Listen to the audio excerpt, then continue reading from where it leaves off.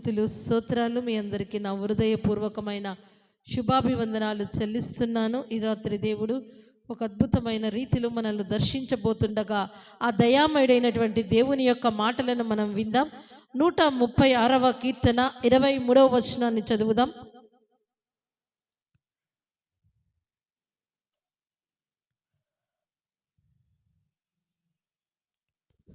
Praise the Lord. మనము దీన దశలో ఉన్నప్పుడు ఆయన మనలను జ్ఞాపకం చేసుకొనెను. ఆమేన్. ఈ సమయంలో మనల్ని జ్ఞాపకము చేసుకునే దేవుడు ఏ సమయంలో, ఏ సందర్భంలో, ఏ పరిస్థితుల్లో ఆయన మనలను జ్ఞాపకము చేసుకుంటాడో ఈ రాత్రి దేవుడు తన వాక్కు ద్వారా మనతో మాట్లాడుతున్నాడు. మనము దీన దశలో ఉన్నప్పుడు ఆ దయామయుడైన దేవుడు జ్ఞాపకము చేసుకుంటానంటున్నాడు. ఈ ప్రపంచంలో మరి దీన దశలో ఉన్నప్పుడు జ్ఞాపకం చేసుకునేవారు చాలా తక్కువ మంది. సంతోషంగా ఉన్నప్పుడు, అన్నీ ఉన్నప్పుడు, ఆరోగ్యముగా ఉన్నప్పుడు ఎంతోమంది జ్ఞాపకం చేసుకుంటారు. కానీ నీవు దీన దశలో ఉన్నప్పుడు, దుఃఖంలో ఉన్నప్పుడు, చీకటిలో ఉన్నప్పుడు నేను జ్ఞాపకము చేసుకునేవాడు ఈ సమయంలో మనతో మాట్లాడే దేవుడు. మరొకసారి ఆ మాటను మనము చదువుదాం. మనము దీన దశలో ఉన్నప్పుడు ఆయన మనలను జ్ఞాపకం చేసుకొనెను. ఆమేన్. మనము దీన దశలో ఉన్నప్పుడు ఆయన మనలను జ్ఞాపకము చేసుకుని ఆ దీన దశ నుంచి మనలను విడిపించి ఆ దేవాది దేవుని యొక్క బలిష్టమైన రెక్కల కింద మనల్ని భద్రపరిచి ఈ సమయంలో ఆయన సాక్షి బిడ్డలుగా ఆయన మందిరావరణంలో మనల్ని ఉంచి మనతో మాట్లాడుతున్న ఆ మహోన్నతుడైన దేవుని మాటలను జ్ఞాపకం చేసుకుందాం. మరి బైబిల్ గ్రంథములో నుండి కొంతమంది వ్యక్తులు దీనదశలో ఉన్నప్పుడు వారిని జ్ఞాపకం చేసుకున్నాడు. ఈ సమయంలో మనము దీనదశలో ఉన్నప్పుడు మనల్ని జ్ఞాపకం చేసుకున్నది దేవుడు మాత్రమే. దీనదశలో ఉన్నప్పుడు మనల్ని ఆదరించింది దేవుడు మాత్రమే. మన దీన దశను మార్చి ఒక ఉన్నతమైన అనుభవంలో మనల్ని ఉంచిన దేవుడు ఎంతో మంది జీవితంలో మేలులు చేస్తూనే ఉన్నాడు. మేలులు మరిచిపోయే గుంపు ఉన్నారు, మేలులు పొందుకొని మేలులను బట్టి దేవుణ్ణి స్తుతించేవారు ఉన్నారు. ఈ సమయంలో మరి బైబిల్ గ్రంథంలో నుండి లూకా సువార్త 17వ అధ్యాయము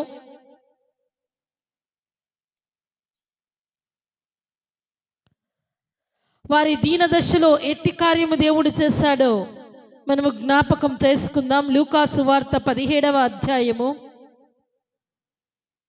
11వ వచనాన్ని చదువుదాం. ఆయన యెరూషలేమునకు ప్రయాణమైపోవచ్చు సమరయ గలిలయ మధ్య వెళ్ళుచుండెను.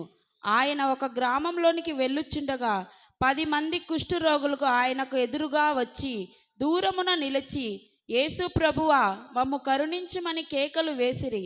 ఆయన వారిని చూచి, మీరు వెళ్ళి మిమ్మును యాజకులకు కనపరుచుకొనుడని వారితో చెప్పెను. వారు వెళ్ళుచుండగా శుద్ధులాయిరి. ఆమేన్. వారిలో ఒకడు చాలు. ఇక్కడ జరిగిన విషయం ఏంటి అంటే యేసుక్రీస్తు వారు శరీరధారిగా ఉన్నటువంటి ఆ కాలంలో మరి 10 మంది కుష్ఠరోగుల పరిస్థితి ఆ కాలంలో ఎలా ఉంటుంది అంటే కుష్ఠరోగులను ఊరిలో గ్రామంలో ఉండనివ్వరు, కుష్ఠరోగులను కుటుంబంలో ఉండనివ్వరు, కుష్ఠరోగులను ఊరి బయటకు వారిని తరిమేస్తారు. మరి ఆ 10 మంది కుష్ఠరోగులు కుటుంబికులతోనూ, గ్రామస్తులతోనూ, స్నేహితులతోనూ, అందరితోనూ వెలివేయబడిన స్థితిలో, ఎవరి ప్రేమ నోచుకోని స్థితిలో, దీన దశలో, దిక్కులేని దశలో ఊరి బయట వారుంటే వారిని పట్టించుకునేవారు, వారిని ప్రేమించేవారు, వారిని దగ్గరకు తీసేవారు ఎవ్వరూ లేరు. అలాంటి పరిస్థితిలో, అలాంటి దీన దశలో, దుర్దశలో 10 మంది కుష్ఠరోగులు అక్కడుంటే యేసుక్రీస్తు వారు ఆ దారి గుండా వెళుతూ ఉంటే ఆ కుష్ఠరోగులు కేకలు వేస్తున్నారు, దేవా మమ్మలను కరుణింపుము. దేవుడు కరుణిస్తే వారి యొక్క స్థితి మారుతుందని, వారి దశ మారుతుందని, వారికున్న ఆ అనారోగ్యము పోయి ఆరోగ్యము పొందుకోగలరనుకొని ఆ కుష్ఠరోగులు మరి కేకలు వేసి యేసుక్రీస్తు వారిని అడిగినప్పుడు గ్రామముతోనూ, కుటుంబీకులతోనూ, స్నేహితులతోనూ వెలివేయబడిన స్థితిలో ఉన్న వారిని దేవుడు కరుణించి మీరు వెళ్ళి యాజకునికి కనపరుచుకోమన్నాడు.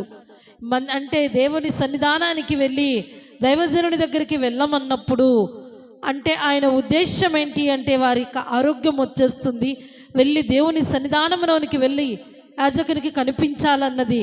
మరి అలా వారు వెళుతూ ఉండగా 10 మందితో ఒకేసారి చెప్పాడు, ఒకే స్థలంలో చెప్పారు. 10 మంది పరిస్థితి ఒక్కటే. అయితే ఆ సమయంలో వారు వెళుతూ దారిలో ఉండగానే వారిలో అందరికీ స్వస్థత కలిగింది. స్వస్థత పొందుకున్న వారు అప్పటి వరకు కుష్ఠుతో ఉన్న వారి శరీరము ఆరోగ్యమైన శరీరముగా మార్పు చెందింది. అయితే ఆరోగ్యం ఇచ్చిన ఆరోగ్య ప్రదాతైన దేవునికి వెళ్ళి వారి దేహాలను చూపించుకోవాలని 9 మంది అనుకోలేదు. ఒకే ఒక వ్యక్తి తిరిగి వెళ్ళి చదువుదాం ఆ మాటను. వారిలో ఒకడు తనకు స్వస్థత కలుగుట చూచి గొప్ప శబ్దముతో దేవుని మహిమ పరచుచు తిరిగి వచ్చి ఆయనకు కృతజ్ఞతాస్తుతులు చెల్లించుచు ఆయన పాదముల యొద్ద సాగిలపడెను. వాడు సమరయుడు. అందుకు యేసు 10 మంది శుద్ధులైరి కారా, ఆ 9 ఎక్కడా? చాలు. వారిలో ఒక్కడు యేసుక్రీస్తు వారిని మహిమపరుస్తూ స్తుతిస్తూ గంతులు వేస్తూ దేవుణ్ణి ఘనపరుస్తూ వెళ్ళి దేవాది దేవునికి తనను కనపరుచుకుని దేవుణ్ణి స్తుతించాడు. వాడి దీన దశలో దేవుడు వాడికి దేవుడు చేసిన మేలును బట్టి వాడిని దేవుడు జ్ఞాపకం చేసుకున్న విధానాన్ని బట్టి దేవుడు వాడి జీవితంలో చేసిన ఆ గొప్ప కార్యాన్ని బట్టి గొప్ప దేవుని దగ్గరికి వెళ్ళి దేవుని మాత్రమే మహిమపరచాడు మొదటగా. అయితే యేసుక్రీస్తు వారు అడుగుతున్నాడు, 10 మంది నన్ను అడిగారు, 10 మందిని శుద్ధిని చేశానే, మరి ఆ 9 మంది ఎక్కడంటే ఆ 9 మంది ఆరోగ్యం పొందుకున్న వారి ఆరోగ్యాన్ని ఎవరికి చూపించడానికి వెళ్ళారు?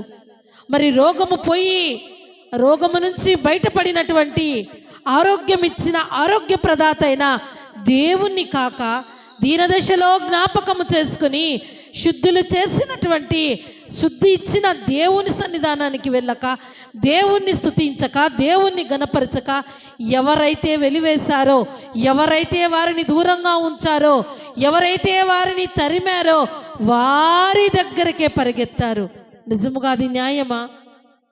నిజముగా అది దేవుని యొక్క ఆ కృప పొందుకున్న వారు చేయవలసిందేనా? ఎక్కడా 9 మంది?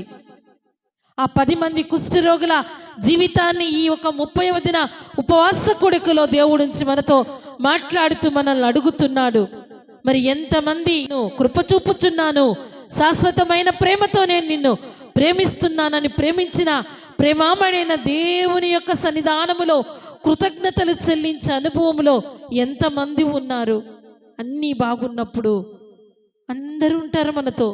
నవ్వే సమయంలో ఎంతమందితో కలిసైనా నవ్వగలవు, కానీ బాధ కలిగినప్పుడు, దీనదశ కలిగినప్పుడు, దుఃఖము కలిగినప్పుడు ఒంటరిగా ఏడ్చే దుస్థితి వస్తుంది. ఆ ఒంటరిగా ఏడుస్తున్నా నీ ఒంటరితనములో, నీ దీనదశలో, నీ దుర్దశలో జ్ఞాపకం చేసుకునే దేవాది దేవుడి సమయంలో మనతో మాట్లాడుతున్నాడు. కృతజ్ఞత లేని వారముగా మన జీవితంలో మనం ఉండకూడదు. కృపామడైన దేవుని బిడ్డలుగా, ఆయన బలమైనటువంటి సాక్షులుగా ఎల్లప్పుడూ దేవుని సన్నిధానములో దేవుణ్ణి మహిమపరచే వారముగా ఉండాలి. మరి ఆ 136వ కీర్తన 23వ వచనములో దీనదశలో జ్ఞాపకం చేసుకున్నాడు. మరి అలాగే 24వ వచనాన్ని మనం చదువుదాం. మన శత్రువుల చేతిలో నుండి మనలను విడిపించెను, ఆయన కృప నిరంతరముండును. నెక్స్ట్ వచనం. సమస్త జీవుకులకు ఆయన ఆహారం ఇచ్చుచున్నాడు, ఆమేన్. ఆయన కృప నిరంతరముండును. ఆమేన్. చాలు. దీన దశలో 136వ కీర్తన 23వ వచనము ద్వారా దీన దశలో ఉన్నప్పుడు జ్ఞాపకం చేసుకున్నాడు. ఈ సమయంలో ఈ యొక్క ఉపవాస కూడికలో నీ దశ, నీ స్థితి ఎట్లుంది? దీన దశలో ఉన్నావా? నీకు ఆరోగ్యము లేదా? నీకు ఆహారము లేదా? నీకు కావలసిన ఆదరణ లేదా? నీకు కావలసిన ఓదార్పు లేదా? సమస్త జీవులకు ఆహారం ఇచ్చేవాడాయన, నిన్ను ఇబ్బంది పెట్టే ప్రతి శత్రువు చేతిలో నుంచి నిన్ను విడిపించేవాడాయన, నీ స్థితిని మార్చగలిగిన వాడాయన, నీ అనారోగ్యాన్ని తీసివేసి ఆరోగ్యముతో నింపగలిగిన ఆరోగ్య ప్రదాతైన దేవుని కృప నిరంతరం ఉంటుంది. మరి కృప నీకు కావాలా? అవసరమైనప్పుడే, అక్కర కలిగినప్పుడే, ఆపద ఉన్నప్పుడే. ఆపదలో ఒక భక్తి, అక్కరలో ఒక భక్తి. ఇలాంటి భక్తి చెయ్యకూడదు. ఆ కుష్ఠ రోగుల జీవితం గురించి ఆలోచిస్తే ఎంత బాధపడి ఉంటారు, ఎంత కన్నీరు కార్చుంటారు. వారి కుటుంబములోని వ్యక్తులతో కుటుంబములో కలిసి ఉండే కృప వారికి లేదు. అందరూ వారిని వెలివేశారు. ఊరిలో ఉండే అవకాశం వారికి లేదు. ఒక పండగ వచ్చినా అందరితో సంతోషించే ఒక గొప్ప ఆశీర్వాదం వారికి లేదు. అందరితో కలిసి భోజనం చేసేటటువంటి అవకాశం వారికి లేదు. కానీ ఏదైనా బాధ కలిగితే ఇంట్లో వారితో, కుటుంబీకులతో, స్నేహితులతో పంచుకునే అవకాశం వారికి లేదు. ఆ కుష్టి తను కలిగి ఉన్న ఆ అనారోగ్యం అనే కుష్టి రోగాన్ని బట్టి వెలివేయబడిన స్థితి నుంచి దేవుడు గొప్ప జీవితాన్ని వారికి ఇస్తే ఏమయ్యారు? ఎక్కడికి రావాలి వారు? ఎవరిని జ్ఞాపకం చేసుకోవాలి? ఈ కాలంలో ఎంతోమంది దేవుడు చేసిన మేలులను మరచి, దేవుడిచ్చిన ఆరోగ్యాన్ని పొందుకొని, దేవుడిచ్చిన ఆశీర్వాదాలను అనుభవిస్తూ, పొందుకున్నటువంటి ఆశీర్వాదాలను చూపించుటకు ఎక్కడెక్కడికో పరిగెడుతున్నారు.